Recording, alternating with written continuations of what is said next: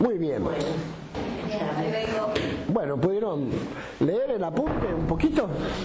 ¿Leyeron el apunte? ¡Ay! ¿Cómo cuesta, ¿Cómo cuesta? Mentir es pecado. Bueno, habíamos empezado a ver esto que es lo que Pedro nos dice, un llamado a la santidad, ¿no? Y habíamos visto que era por 4 motivos que nos daba Pedro, ¿no? Dios nos llama a ser santos por cómo es Dios, ¿eh? Decíamos que debemos ser santos porque Él es santo, ¿no? Y hoy vamos a ver el segundo punto, que es por el costo de la salvación. Después también debemos ser santos por el amor fraternal y por la transformación moral que eso nos implica. Tenemos en la página 68 un llamado a la santidad que es alcanzada por un gran costo, y vamos a leer los versos del 1 del 18 al 21. ¿Quién lo tiene ahí y lo pueda leer? ¿Cualquier versión? Sí, en la Reina Valera. No lo tengo. ¿Cuál era? Primera Pedro 1 del 18 al 21. ¿NTV no te sirve? No, voy a leer en la NBI. ¿Tenés ahí?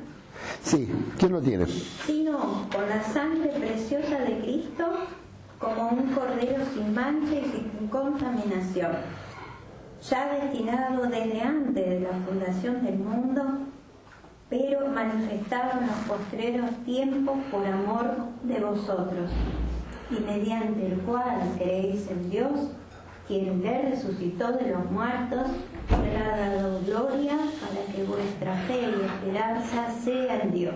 Me parece que estás leyendo otra cosa.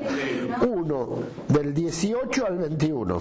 Como bien saben. No, tampoco. Sabiendo que fuisteis rescatados de vuestra vana manera de vivir. Bueno, después leemos la NBI. Vamos con la RBA primero. Acá les leo, entonces vos después lees la NBI. Dice, sabiendo que fuiste rescatado. Yo pensaba leer la NBI y la busqué en el celular, pero bueno, no importa, no hay problema.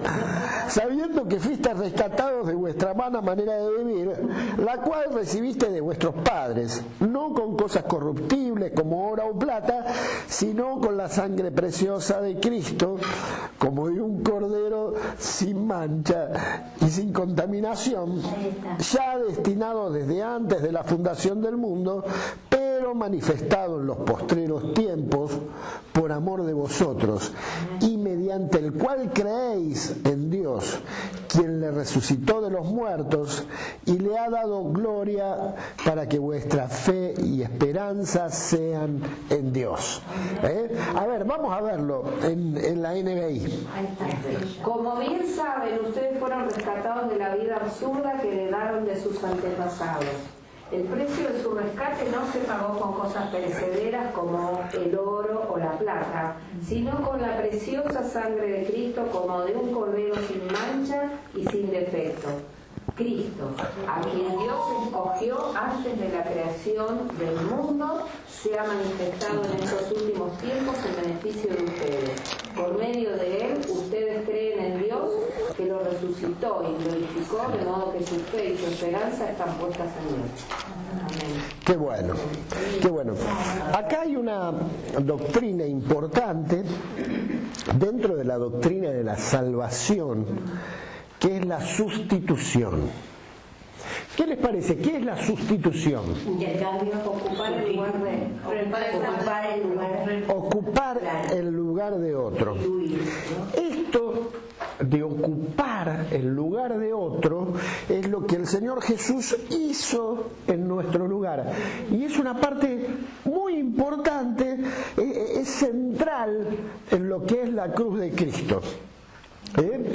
Cuando hablamos de la sustitución se hablan de otros términos también, que es la propiciación, la justificación, la reconciliación.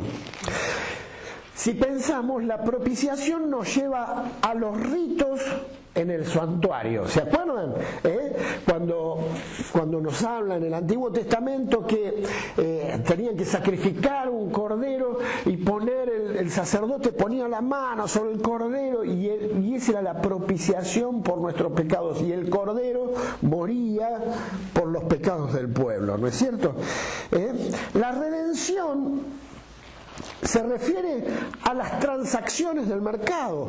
Uno, cuando tenía una deuda, tenía que ser redimido, si no iba a ser esclavo. Entonces tenía que venir alguien que pague esa deuda para redimirlo. Este proceso de redención lo vemos en el libro de Ruth más claramente, ¿no? Cuando Ruth, no exactamente Ruth, sino Noemí, vuelve de Moab, vuelve derrotada, había muerto su marido, había muerto sus hijos, ¿no? Y vuelve con su nuera. Necesita que alguien la redima, ¿no? Y entonces aparece Boaz y dice: yo voy a pagar el rescate de redención, ¿no? Y dice que había otro pariente cercano que quería que por cercanía de parentela le correspondía, y entonces Boaz agarra y le dice: mirá, vino Noemí, dice, hay que redimirla, te toca redimirla. Dice: yo voy a redimirla, pero también tenés que casarte con la moabita. Dice: no, yo no quiero saber nada. Y entonces dice: bueno, dame el zapato, porque negociaban de esa manera, y dice Boaz: yo voy a redimir. Y compra la heredad de Ruth, y se ve ahí que ella es libre de toda esclavitud, libre de toda deuda, libre de todo problema, porque hubo quien redimió. Lo mismo hizo el Señor por nosotros a causa de nuestro pecado. También hay otro término, que es la justificación. Esto ocurre en los tribunales de justicia, la justificación. Pero lo podemos ver mejor cuando faltábamos al colegio. ¿Qué le decía la maestra? Yo acá tengo en casa una maestrita. ¿Qué era lo que decía la maestra? ¿Por qué faltaste? Y entonces tráeme el justificativo. Y uno tenía que ir al médico y decir: mira, falté, me quedé dormido, pero no tenía ganas de venir, pero hacerme como que no me sentía bien muchas veces. No, nosotros no hacíamos esas cosas. Pero había que presentar un justificativo que hacía que esa falta no pasara al libro de faltas, ¿no es cierto? Y por último tenemos este concepto de la sustitución. Habla también de la reconciliación, y esto nos lleva a pensar en las actitudes familiares, ¿no es cierto? Cuando hay situaciones difíciles y uno termina pidiendo perdón, o se terminan perdonando en la familia, esto es lo que pasa también entre nosotros. Por eso es que decimos que al Señor Jesús le tenemos que pedir perdón de nuestros pecados, porque necesitamos reconciliarnos con Él. Esta es la verdad de que Dios murió en nuestro lugar. ¿Amén? Amén. ¿Recuerda el pasaje? Como si Dios rogase por medio de nosotros, os rogamos en el nombre de Cristo, reconciliados. Reconciliados. Pablo llama a esa reconciliación. Claro, el apóstol Pablo, y lo vemos a lo largo de muchos pasajes de la Biblia, ¿no? El apóstol Pablo es muy claro en esto. La redención. Vamos a ver algunos puntos. La redención es rescate. Y comprende la liberación mediante el pago por un precio o un precio de rescate muy costosa a menudo. Se redimía de cuestiones sociales graves, de deuda, de cautividad, de esclavitud, de exilio, de eventual ejecución. redención había una intervención decisiva y costosa. Era necesario un precio para liberar. Eso es la redención. Quiero leerles lo que dice acá. Cuando llegamos al Nuevo Testamento y consideramos su enseñanza acerca de la redención, nos damos cuenta de inmediato que hay cambios. Sigue entendiéndose que quienes necesitan redención se encuentran en una situación tan lamentable que solamente pueden ser redimidos mediante el pago de un precio. Pero ahora la situación moral, más que la material, y el precio es la muerte expiatoria del Hijo de Dios.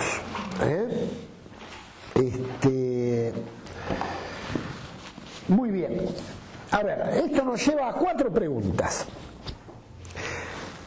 ¿De qué nos redimió Dios? ¿Con qué nos redimió Dios? ¿Para quién nos redimió Dios? ¿Y para qué nos redimió? Esto se va desencadenando. Es importante que lean ustedes el apunte, ¿sí? Porque vamos haciendo subtemas. Y encima Pedro, nuestro maestro, fue desarrollando acá en el apunte estos subtemas y es bueno leerlo para ver y para entender completamente, ¿no? ¿De qué nos redimió Dios? Una vez sometidos a la esclavitud del pecado y de la ira de Dios, Él dice, nos redimió de la lamentable situación humana de la que no podíamos evadirnos. Nos redimió de la esclavitud del pecado. Ahora, si vamos al verso 14, vemos algunas cosas de las cuales Dios nos tuvo que redimir, por las cuales nosotros muchas veces pecamos. O son cosas que nos llevan en muchos casos al pecado, ¿no es cierto? Y no son cosas que siempre estén mal, sino que a veces en nuestro interior pasan determinados límites de lo que Dios pide por nosotros. Miren, vamos a leer el verso 14. Si ¿Hay alguien que lo pueda leer? Como hijos obedientes, no os conforméis a los deseos que antes teníais, estando en vuestra ignorancia. Ahí está. Dice en la NBI, dice, no se amolden a los malos deseos que tenían antes, cuando vivían en ignorancia. Acá vemos que hay algo importante de lo cual nos tiene que redimir el Señor, y son de los malos deseos. ¿Qué les parece que son los malos deseos? Los deseos. Y es muy extenso. Los defectos de carácter, la envidia. ¿Cómo? No escucho, fuerte. Los defectos de carácter, la envidia. Bien. Los pensamientos que tenemos que no están alineados con la voluntad de Dios. Bien. La codicia. La codicia. En líneas generales acá dice una vida vana. Una vida vana, una vida donde no hay una proyección, donde, es decir, todo eso lleva al pecado naturalmente. Todo lo que no sea el deseo de Dios. Claro, Para generar eso. salvo. Bueno, el apóstol Juan habla de los deseos de los ojos, los deseos de la carne, la vanagloria de la vida, ¿no? A ver, gran parte de nuestra vida está manejada por lo que uno desea. Realmente, nuestros proyectos de vida se basan en nuestros deseos muchas veces. Yo deseo y en base a mi deseo planifico para el futuro y armo un proyecto de vida. Yo deseaba casarme, deseaba tener la mejor esposa, y el Señor me la dio, por supuesto. Y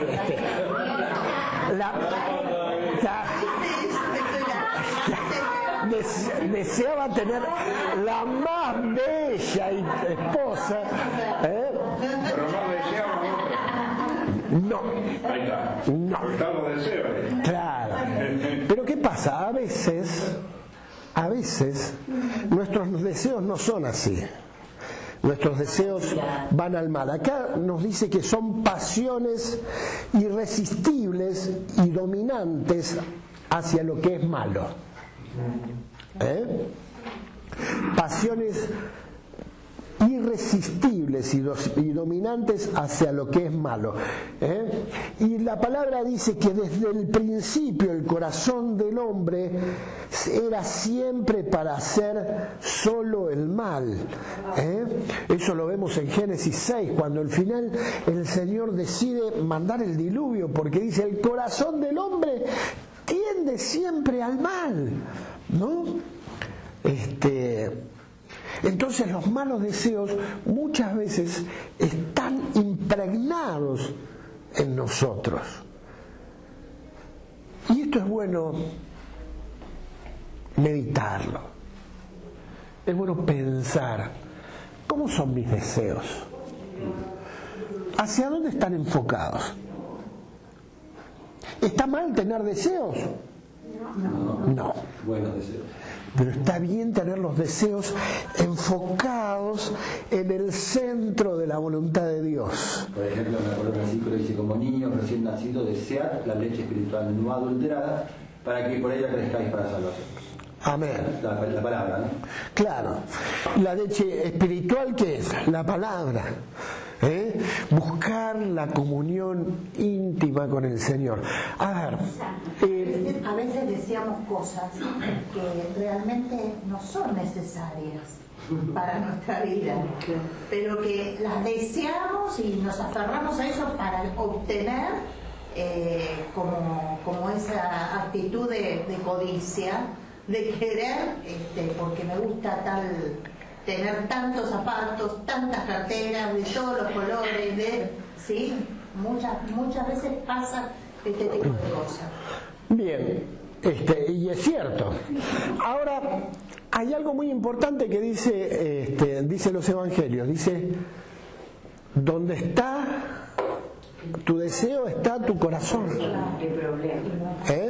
Entonces, ¿dónde tenemos? Esto es lo que marca dónde está nuestro corazón. Yo les puedo asegurar que cuando buscamos la comunión íntima con el Señor, nuestros deseos se van acomodando. Y Él sabe lo que anhelas. Él sabe lo que anhelas. Él sabe lo que necesitas. Y entonces, a su tiempo, te puedo asegurar que te lo da. Amén. Pero lo importante es poner nuestros deseos en su voluntad. Vivir en una comunión íntima, creciente, profunda. Vendrá por añadidura. Tal cual. Bueno, hay más. Dice también de otra cosa que nos redimió el Señor, es de la carne. En Efesios 2:3 dice de los deseos pecaminosos. La carne controla la imaginación de los no redimidos, y si no se mantiene bajo control puede también afectar la imaginación del creyente. Hay algunos pasajes ahí que avalan esto, ¿no es cierto? La imaginación es incentivada muchas veces exteriormente y a veces interiormente. Exteriormente por el bombardeo de información que tenemos. El nivel de información que nos llega por la televisión, por las redes sociales, por el WhatsApp, incentiva nuestra mente, incentiva nuestra imaginación, pero muchas veces también lo que nosotros pensamos incentiva nuestra imaginación, y eso es parte de nuestra carne, de la cual el Señor nos redimió. Amén. Quiero leerles algo que es un comentario que está en las notas. En el apunte atrás dice: el creyente va dejando endijas en su vida producida por un progresivo debilitamiento de su comunión con Dios, una paulatina aceptación de la escala de valores del medio que nos rodea sobre lo que es moral y lo que no lo es, y un concepto cada vez más relajado o menos estricto de lo que es pecado. Esto son definiciones que da el doctor John Stott. Se los leo otra vez, lo tienen en el apunte. Vieron que en el apunte ustedes tienen referencias, dice 16, 17, 15, 14, esta es la referencia 16 y están en la página 87. Pero lo quise leer porque me pareció muy importante. El creyente va dejando endijas en su vida producidas por un progresivo debilitamiento de la comunión con Dios. Esto nos pasa. Esto nos pasa. A veces nuestra comunión con Dios es así. Díganme que no me pasó a mí solo. Es así. Nuestra comunión con Dios es así, ¿no es cierto? Pero cuando nuestra comunión con Dios es así, estamos en problemas. Estamos en problemas. Un progresivo debilitamiento de la comunión con Dios, sí. ¿Qué sería una endija? Una endija es un lugar, una abertura sobre algo completo, digamos. Es como si vieras ventanita abierta ahí. Claro, una ventanita, una abertura chiquita donde podés espiar. Una brecha, claro. Una puerta mal cerrada es una endija. Quiere espiar a quien toca timbre, busca una endija de la casa. Claro, un huequito para espiar. Ahora, muchas veces esas endijas, claro, uno lo habla para espiar, pero en una endija uno puede poner una cuña y puede abrir la endija y puede hacer el agujero más grande. Y entrar, claro. Entonces, el creyente tiene endijas. Una de las endijas es el progresivo debilitamiento de la comunión con Dios. La otra es una paulatina aceptación de la escala de valores del medio que nos rodea, sobre lo que es moral y sobre lo que no es. Cada vez se hace más común en el ambiente el travestismo, el que se besen las mujeres, el que se besen los hombres. Si ustedes lo miran en la televisión. Ayer le decía a Marcela, algo natural, ¿no? Claro, y se va naturalizando y nosotros no nos damos cuenta y nos vamos relajando con eso. Y decimos, bueno, ya está, ya es normal. Y nos olvidamos de sentar posición de Cristo en esto. Sí, Pita. El enemigo empieza a meter ese engaño de a poquito. Como viene de a poquito disimuladamente y uno va aceptando hasta que llega un enorme... Hasta que se hace un tremendo agujero. Y además uno se va acostumbrando y ya lo ve como normal. Tal cual. Una vez yo fui a Retiro y bajo del tren y había un cartel gigante ahí a la llegada de la estación, de extremo casi a extremo, pero ocupaba como la mitad, con unas palabrotas que ya es común para la gente. Claro. Y me cayó tan mal y le dije, no sabía dónde ir, y al que controla los trenes, los vigilantes, le dije, ¿a quién puedo quejarme esto? ¿Cómo pueden quejarme? Todos los niños quedan y después aprenden y que digan normalmente los niños. que saben leer ya están observando. Ya están leyendo eso, claro. Por favor, ¿cómo puede permitir el director del ferrocarril? O el presidente admitir toda esta basura? Claro. Está muy bien ir a denunciar eso. Yo una vez fui a ver una obra de teatro excelente, la obra de teatro con Marcela, pero cuando empezó la obra de teatro decían tantas malas palabras que yo estoy a punto de levantarme e irme. No me fui. No me fui. No me fui porque la obra de teatro era excelente, pero les puedo asegurar que me repugnó. No me fui porque había ido con otro matrimonio, habíamos ido juntos, la obra de teatro me hizo reír un montón, tenía un argumento bárbaro, pero decía tantas malas palabras que a mí me revolvió el estómago. Utilizan las malas palabras como recurso para divertir a la gente. Para divertir a la gente. Bueno, y a veces naturalizamos eso, ¿no? Sí, y tendría que haber hecho yo lo que hizo Pita.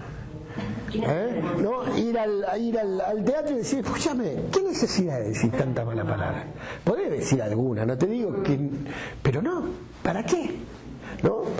Bueno, y tercero, un concepto cada vez más relajado o menos estricto de lo que es pecado. O sea, pasar por alto el pecado, lo que es pecado. Perdón, y la iglesia tiene que actuar, yo creo, porque muchas veces me ha pasado, he cobrado valentía porque uno tiene temor a veces, y agarré, cuando una en la calle, cosas que son agresivas a la juventud, especialmente a todos nos agreden, ¿no? Y pasaba y repasaba por un negocio de música. No sé si se dieron cuenta o no, pero ahí en la pared como propaganda ponen una cosa negra, blanca y una cosa roja como chorreando sangre, unas calaveras, todos huesos. Entonces me repugnaba y un día dije, Señor, en tu nombre entro, agarré un taratado, metí ahí adentro y yo le dije, ustedes son empleados, pero por favor se los ruego que esto que han puesto de propaganda es lo que está ocurriendo cada sábado, cada domingo, mueren jóvenes con la violencia, que esto está anunciando muerte. Después otro día, alfombras con calaveras, alfombritas, bolsitos con calaveras, pero no podemos permitir eso. Entonces me dije, pero ahora pasé otra vez y no está más. Bueno, qué bueno. Bueno, acá, a ver, hay algo muy importante que Pita dijo. La iglesia debe reaccionar. A ver, la iglesia somos nosotros. La iglesia somos nosotros. Y lo que hizo Pita es un ejemplo de lo que tenemos que hacer. Perdón, yo sé que esto que ella acciona está respaldado por sus oraciones también, ¿no? Que es una por supuesto. Uno tampoco puede ir así porque sí. Tiene que ir respaldado por el Señor. Pero es importante que uno esté atento a estas cosas, porque las naturaliza y no las ve. Seguramente yo pasé 1000 veces por una... Pero no toma en cuenta. Pero no, claro, no la tiene. Hay Muchísimo. Entonces llega un momento donde uno entra en un arreglamiento, ¿no? Seguimos. Dice el verso 14 también que el Señor nos redimió de la ignorancia. ¿Se acuerdan que decía de los malos, no se amolden a los malos deseos, el verso 14, que tenían antes cuando vivían en la ignorancia?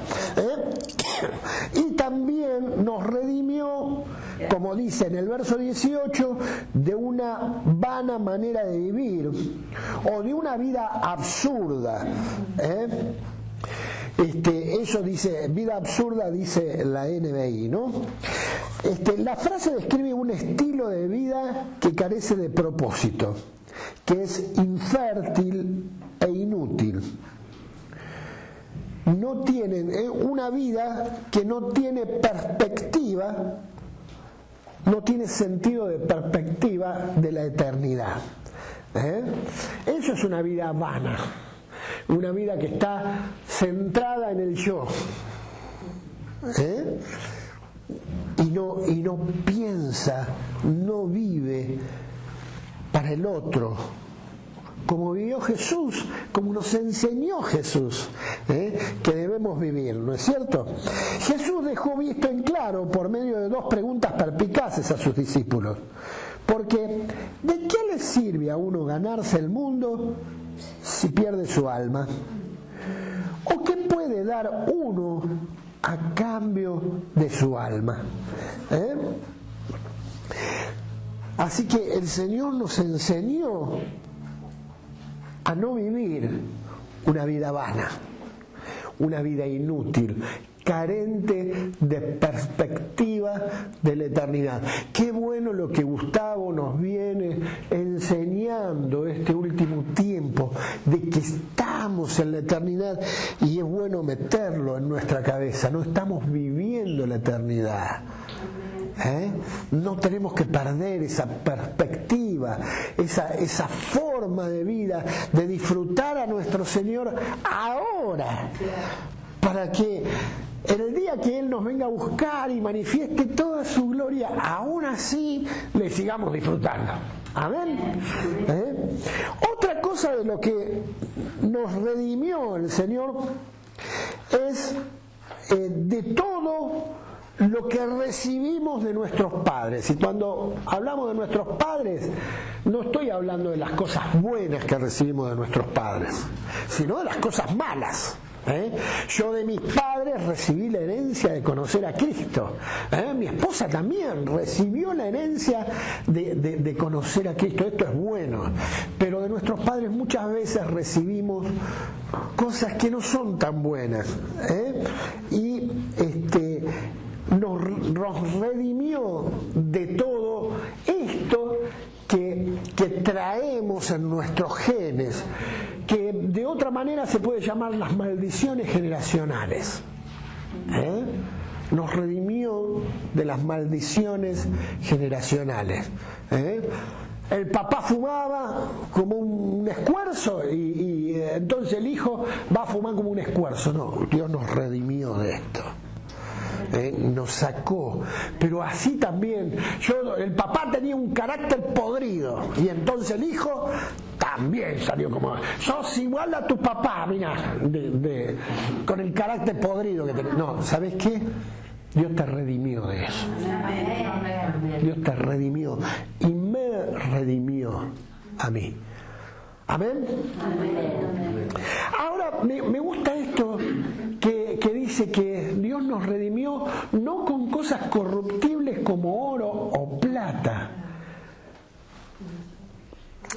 ¿Cuándo se pudre el oro y la plata?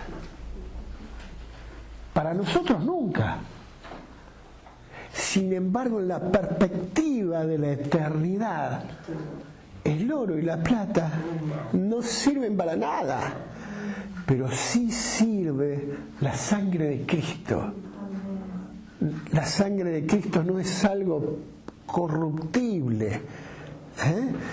Dice, no fueron redimidos con cosas corruptibles como oro o plata, sino, el verso 19, sino con la sangre preciosa de Cristo, como un cordero sin mancha y sin contaminación. Esto es un concepto extraordinario. Pensar que el apóstol Pedro está diciendo el oro, la plata como cosas corruptibles, cosas que para nosotros son valiosas en lo material. Sin embargo, tenemos algo mucho más valioso: la sangre de Cristo por nosotros. Es algo extraordinario. Ahora, ¿con qué nos redimió el Señor? ¿Con qué nos redimió el Señor? ¿Qué les parece? Con su sangre. Con su sangre. Como saben ustedes, fueron rescatados. Acuérdense que redimir es rescatar. Fueron rescatados, y el precio de su rescate no se pagó con cosas perecederas como oro o plata, sino con la preciosa sangre de Cristo, como un cordero sin mancha y sin defecto. Quiero leerles esta parte que dice: Como ustedes saben, hace el énfasis en los creyentes, estoy en la página 72, en los creyentes que estaban conscientes de que fueron rescatados no con cosas corruptibles. El precio de la redención no fue un valioso producto de la tierra como el oro o la plata. ¿Por qué en este contexto Pedro menciona estos dos metales preciosos? Es posible que en este caso hiciera alusión al pasaje del libro de Éxodo, que se refiere a la ofrenda del rescate que Dios exigía que los israelitas pagaran por la acción de censar los varones en edad militar, donde el pago equivalía a 6 gramos de plata. Quiero pararme acá. Cuando Dios le dice a Moisés, mira, prepará a la gente del ejército y censá a todos los mayores de 20 años, dice, y cada uno va a pagar un precio por su rescate. Dice 6 gramos, 6 gramos de plata, medio ciclo, dice en la Reina Valera, ¿no? Eso equivale a casi 6 gramos de plata. Esto era algo que podía pagar tanto el pobre como el rico. Ahora el pobre lo podía pagar y el rico no tenía que dar más que eso. Daba 6 gramos de plata. Dios no quería que den más ni menos. Dice, ni el pobre va a dar menos, ni el rico va a dar más. Va a dar 6 gramos de plata. Y esto significaba que era un símbolo del rescate de su propia vida y que en realidad no era valioso el esfuerzo que uno hacía por pagarlo, porque el rico lo podía pagar así nomás. Pero sin embargo enseñaba que tenían que ser rescatados, porque el que no era rescatado Dios lo condenaba. De la misma manera, aquel que no acepta la sangre de Cristo es condenado. Es lo mismo, es lo mismo. Es el rescate que Dios pagó por nosotros. Su sangre es valiosa y no aceptar la sangre de Cristo es condenación. Dice la palabra de Juan, por cuanto los que no creyeron ya han sido condenados. A continuación, Pedro sabía que la suma requerida por Dios era tan pequeña que todos podían hacerlo y por eso llegó a ser un acto de adoración, pero también era tan pequeña como la señal del hecho de que ninguna suma de dinero podía redimir el alma. Además recordaba al rico y al pobre que tenían la misma necesidad de redención. A continuación de establecer con qué los creyentes fueron redimidos, Pedro declaró el medio por el cual nos redimió, con la sangre preciosa de Cristo. Y aquí nos dice, vean consideraciones teológicas acerca de 1.19. Ahora lo vamos a ver, vamos a terminar de leer esta parte y vamos a verlo. No sé qué hora es, tenemos un cachito. No se refiere, no era cualquier sangre, sino la preciosa sangre, como de un cordero sin mancha y sin contaminación. El sacrificio de Cristo fue una vez y para siempre. Todos los sacrificios mostraban los efectos mortales del pecado y describían la idea del sustituto que tomaba el lugar de un pecador. Cumplimiento que se da en el sacrificio de Jesucristo una vez y para siempre. Que Jesús fuera absoluta y perfectamente sin mancha y sin combinación es el claro testimonio de la Biblia, relacionado en especial con la doctrina de la imputación. Nuestros pecados le fueron imputados a Él, que encontramos en la segunda carta de Pedro a los Corintios. Quiero avanzar un poquito. ¿Te puedo explicar esto un minutito? Sí. Algunos ya me lo han escuchado, entonces, la parte, cuando dimos Hebreos sobre todo, ¿no? Recordé cordero que se presentaba para el sacrificio del perdón de los pecados no podía ser que lo trajiste, que uno que te nació medio tullido con una pata menos, tenía que ser perfecto, ¿no?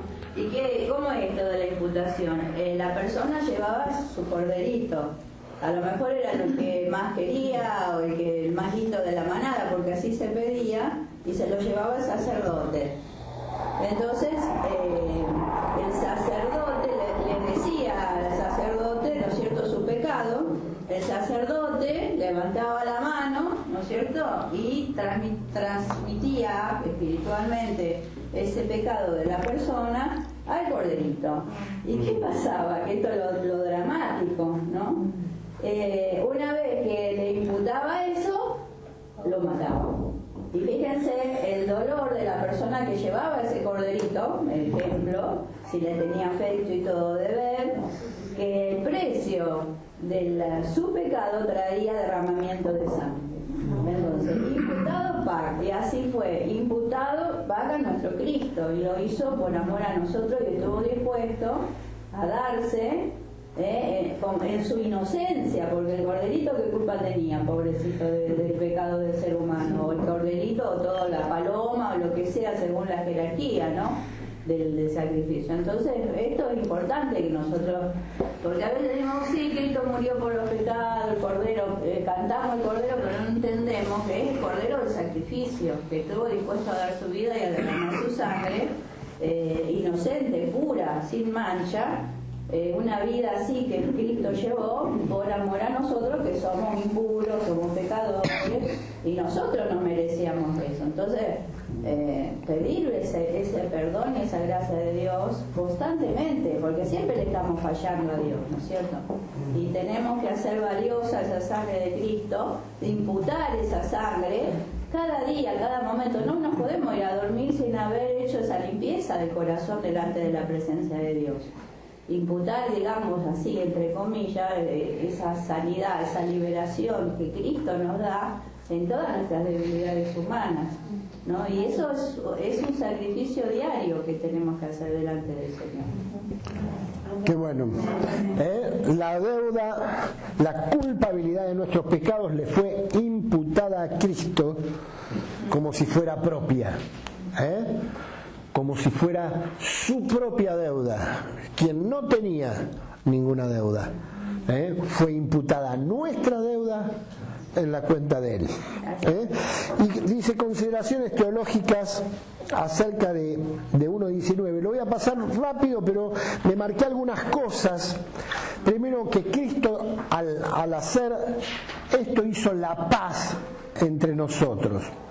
Esto de la expresión del Cordero significa que el Cordero tuvo una muerte violenta, tal como la padecían los animales sacrificados.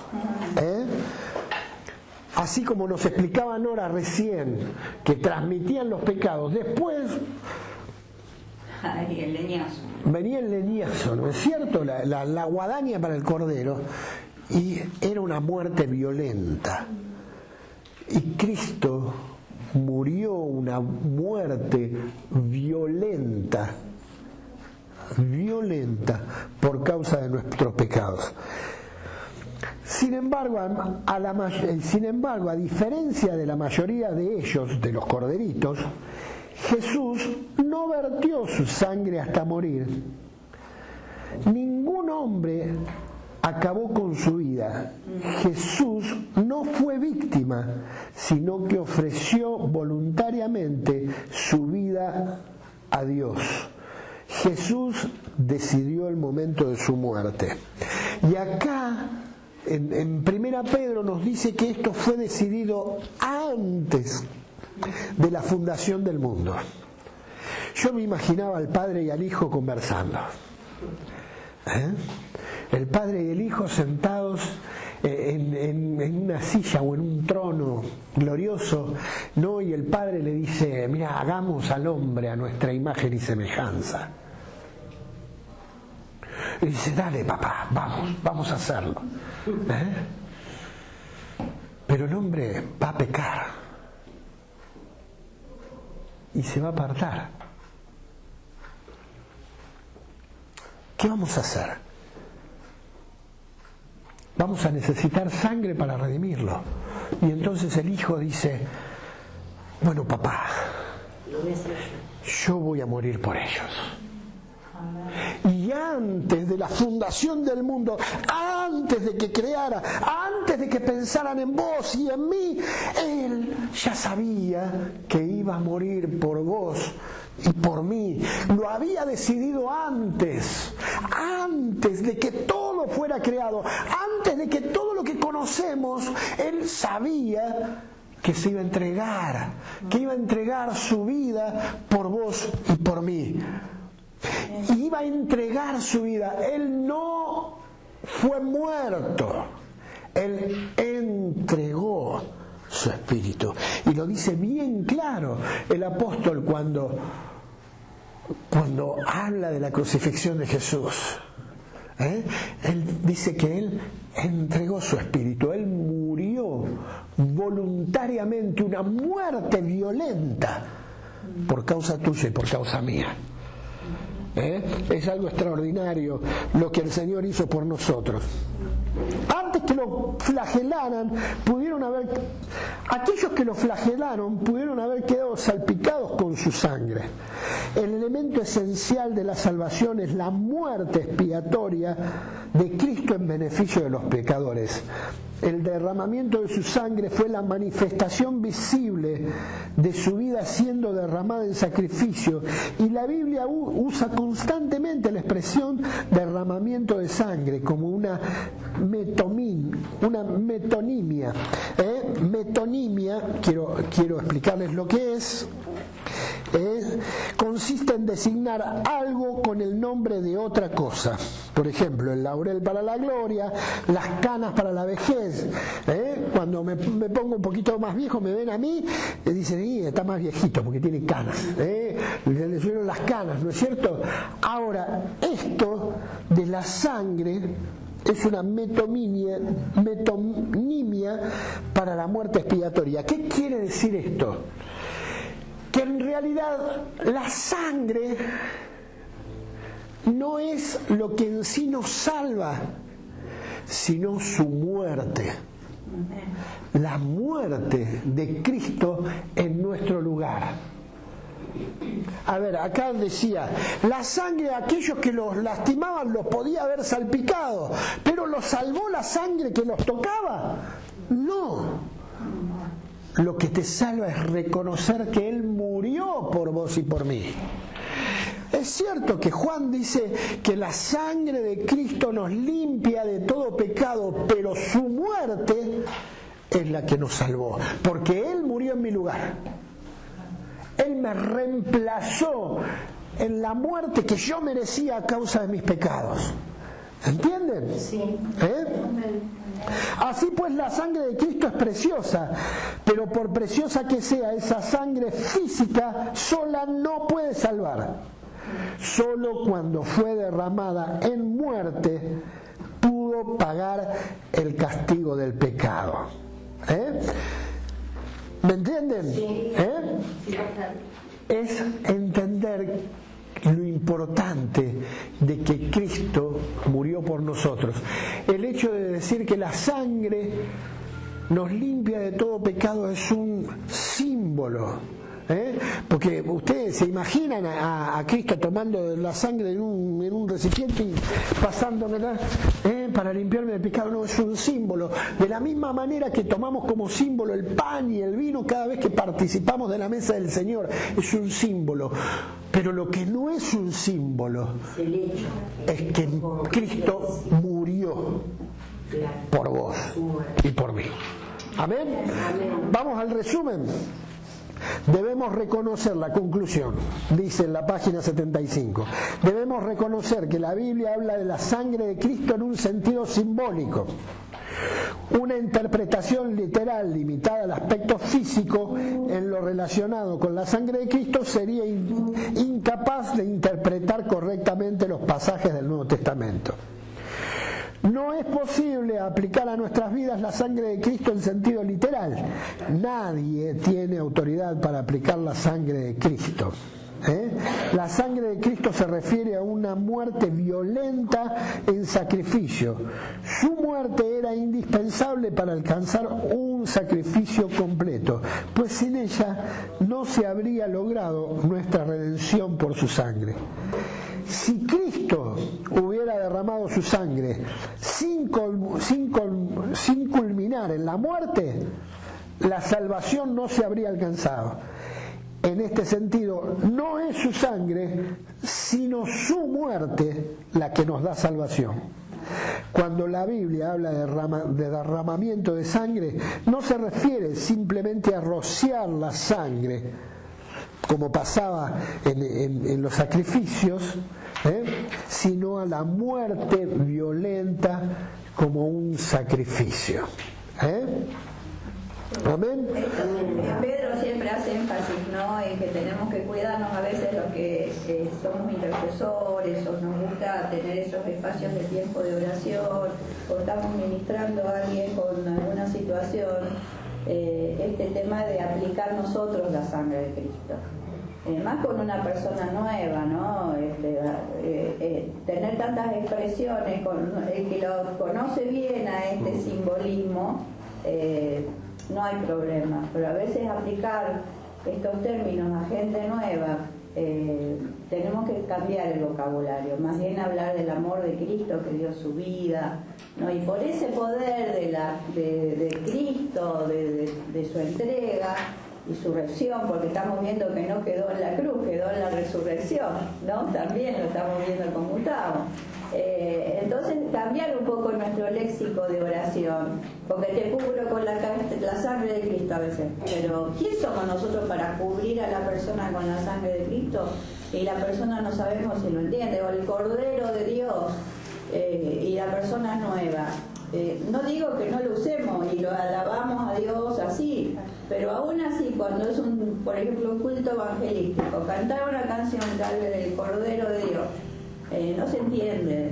Tenemos que bajar un poco el léxico tan de bíblico a veces, porque es bíblico, pero para que sea entendible, y ser cuidadoso con esto de aplicar la sangre de Cristo por nosotros. No, ya lo hizo aparte Cristo, no tenemos que volver a hacerlo.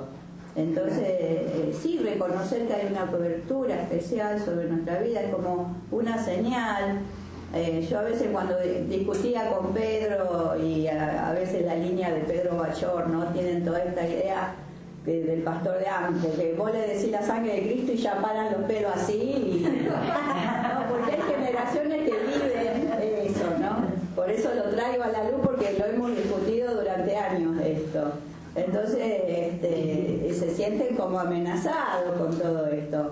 Pero en el Antiguo Testamento a mí me gusta usar la figura del éxodo, de cuando el pueblo de Dios sale al éxodo y viene la última plaga. ¿Con qué se señalaba para que el ángel de la muerte pasara? Con la sangre de un cordero. Se hacían como unas celebraciones íntimas, como si fuera la cena del Señor para nosotros, y decían acá es señal de que está, digamos, simbólicamente está la sangre de Cristo sellando este espacio. Ahora no es que nosotros tenemos que marcar con sangre nuestros dinteles en la puerta, pero la presencia de Cristo está y estamos marcados y sellados, ¿no? Hay una señal, no es que dice me cubro con la sangre de Cristo, me imagino como que un balde de la sangre de Cristo viene y me llena. No, es en el poder de la resurrección, que en esa vida entregada, pero que no quedó en muerte, quedó en victoria, en donde yo tengo asegurada la victoria, ¿no? Entonces, ¿para qué hacer énfasis tanto en sangre, en esto? Aunque la Biblia lo dice, más bien hagamos énfasis en el poder de la resurrección, sí, que Cristo murió, pero que también fue victorioso sobre él. Entonces es todo un ajuste teológico que tenemos que hacer, porque nos quedamos a veces en estos términos y va mucho más allá que cubrirnos con la sangre, ¿no? Tal cual, tal cual. Yo quiero decirle que esto a mí me abrió los ojos, porque yo Desde que tengo uso de razón sigo a Cristo, aunque me convertí a los 6 años, no sé cuántos pecados tendría a los 6 años, pero ahí acepté al Señor como mi Salvador y entendí. Pero hoy, esto de que no fue la sangre de Cristo, sino que su muerte me abrió los ojos, ¿no? Y en esto, ¿saben qué vemos? Vemos la gracia de Dios para con nosotros. Estos son conceptos que tenemos que internalizar para nosotros, pero a los demás le tenemos que hablar de la gracia de Dios. Cuánto te ama el Señor, que quiere tu vida, quiere darte una vida mejor. Necesitas de Él como lo necesito yo, y Él puede vivir, habitar en vos. Él quiere librarte de tu vida pasada y darte una vida nueva hoy a vos, ¿no? No nos olvidemos nunca de la gracia de Dios. En todo esto vemos la gracia de Dios sobre nuestras vidas, su gran amor con que nos amó, como dice el apóstol. Así que bueno, parece que que vamos lento, vamos avanzando, pero vamos metiéndonos en la palabra para poder vivirla y aprenderla. ¿Les parece si oramos? Señor, queremos darte muchas gracias por tu palabra, por tu gran amor, por tu compasión, por tu gracia sobre nosotros. Te amamos, Señor. Disfrutamos el estudiar tu palabra, el leerla, el conocer, y disfrutamos el poder darte gracias, Señor, por tu gran amor con que nos amaste, por tu sacrificio en la cruz en lugar nuestro, por haber sido nuestro sustituto, Señor, por habernos redimido, por habernos rescatado del pecado, de nuestros pensamientos, de nuestra imaginación, de nuestra forma tonta de vivir, y tener una vida para vos. Te bendecimos, Señor, te damos gracias.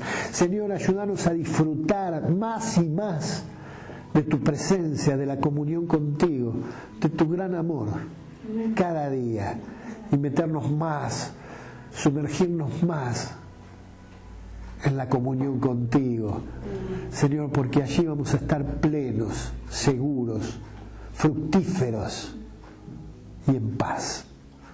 Gracias por hacer la paz por nosotros. Te bendecimos, Señor. Permítanos seguir edificándonos, Señor, con tu palabra ahora, y gracias por este tiempo. En el nombre de Cristo Jesús.